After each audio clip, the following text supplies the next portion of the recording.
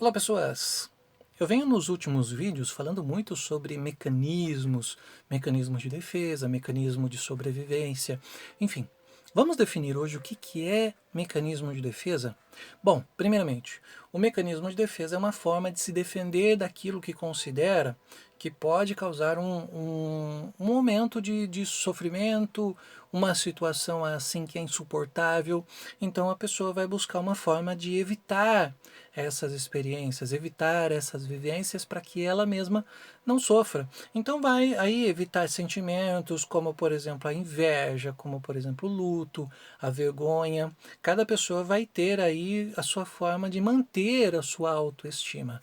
E todas as vezes que nós lidamos com uma situação que acaba nos prejudicando, a nossa tentativa é de preservar o nosso ser e a nossa autoestima faz parte desse ponto. E cada pessoa vai ter uma forma de se defender, vai ter uma forma aí de usar esses mecanismos de defesa e vai ter um que vai ser mais predominante. Cada pessoa vai ter a sua reação, ou melhor, a sua razão para escolher esse mecanismo, mas vai ter um que é muito mais predominante, que isso também pode mudar em determinada fase da vida. De certa forma, eles são independentes e inconscientes, né?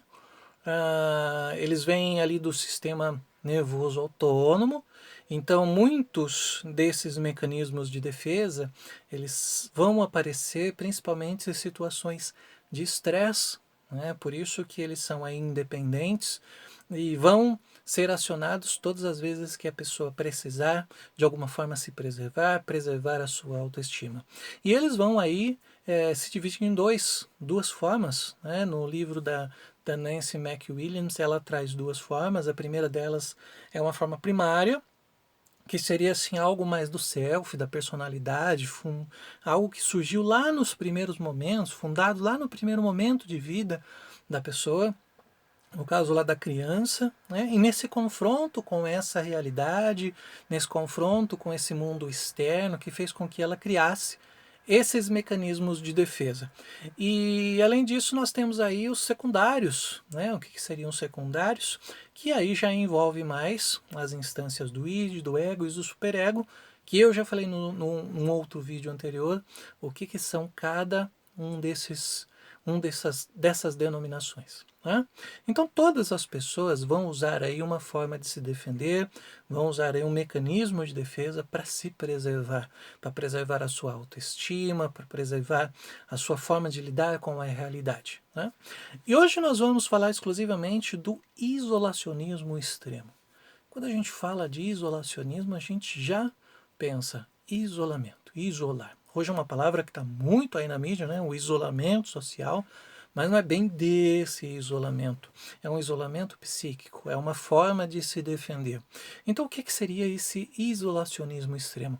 É uma fuga para um estado diferente de consciência. É uma saída da realidade, é uma saída ali da situação confrontante. Exemplo disso, a criança, quando ela é bebê, ela dorme, muitas vezes, para lidar com determinadas situações, determinados momentos que elas podem se sentir assim, agredidas por esse mundo, ameaçadas no seu modo de ver a realidade. Então, o que elas fazem? Elas dormem.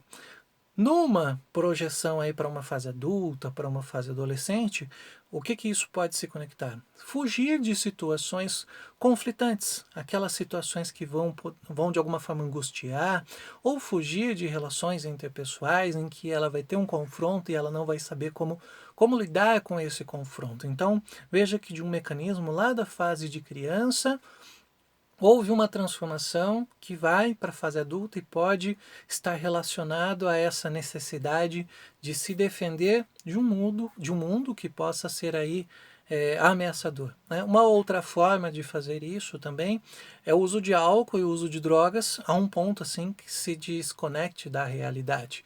Nós vemos muito, né? Beber para esquecer os meus problemas. Na verdade, você não esquece, você na verdade sai dessa realidade, sai desse mundo e passa a estar num estado de consciência diferente, para que você não confronte essa situação, né? Então é como se criasse uma vida fantasiosa interna, para sempre que precisar, vai para esse mundo novo, essa vida fantasiosa, e não precisar lidar com esse mundo externo que é conflitante, que é angustiante, que é problemático, que é empobrecido daquilo que eu careço. Enfim, é uma forma de criar um mundo paralelo para não confrontar a realidade, né?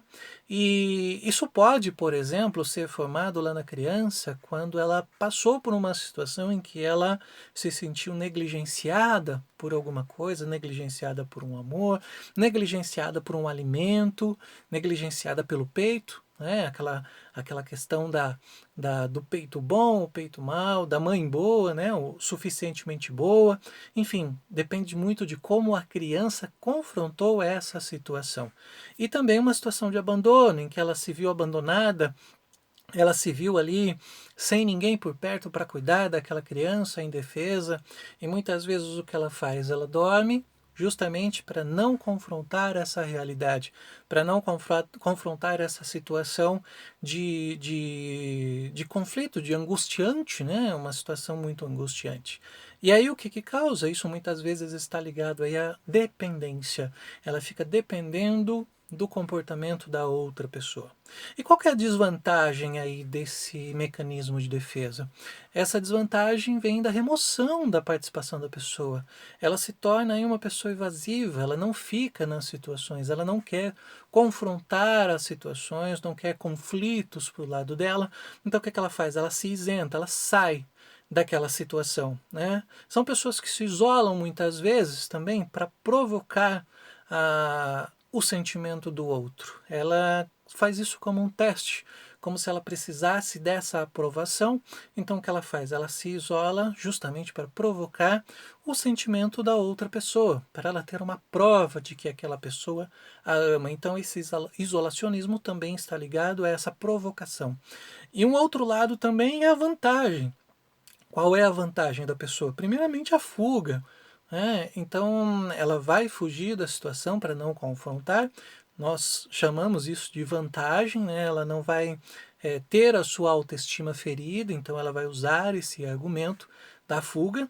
E por outro lado também a realidade ela é preservada, ela não tem uma distorção. Muitas vezes o nosso ego vai distorcer essa realidade para que a gente possa lidar com ela de uma forma mais fácil, mas quando nós usamos esse mecanismo, que nós saímos da nossa realidade, nós passamos a criar uma realidade paralela àquela que nós vivemos, e é o que a gente chama também de stand-by. Entramos em stand-by e não estamos mais nos atentando para o que está acontecendo ali na nossa realidade, né? Então elas se retiram desse mundo para se sentir mais confortáveis diante das situações e se sentirem mais aptas a lidar com a sua realidade, mas elas têm uma percepção muito clara do sentimento da outra pessoa, e não é à toa que muitas pessoas acabam usando esse mecanismo de defesa para testar o sentimento dos outros. Né? O que é importante a gente entender aqui também? Não confundir concentração, uma pessoa mega concentrada, em um isolacionismo. Né? Porque concentração, estou lendo um texto, estou vendo um vídeo, mas eu estou conectado com a minha realidade, eu sei o que está acontecendo, então isso é concentração. Isolacionismo, eu saio totalmente da minha realidade, não estou mais prestando atenção em nada e só presto atenção naquele momento que me causa a distração, que muitas vezes não sei nem o que está acontecendo de fato. Né? Hoje nós vemos muito disso, as distrações a partir das redes sociais. Muitas pessoas elas preferem usar as redes sociais para se distraírem, para de fato assim saírem da realidade, não confrontarem situações. Elas se desconectam do mundo, elas se desconectam da realidade, justamente para não confrontar aquilo que é angustiante. Elas acabam criando distrações. E essas distrações é uma forma de se isolar do mundo. Mas e você? Em que momento você se isola do mundo? Já parou para pensar nisso também? Essa é a dica de hoje. Um abraço e até mais.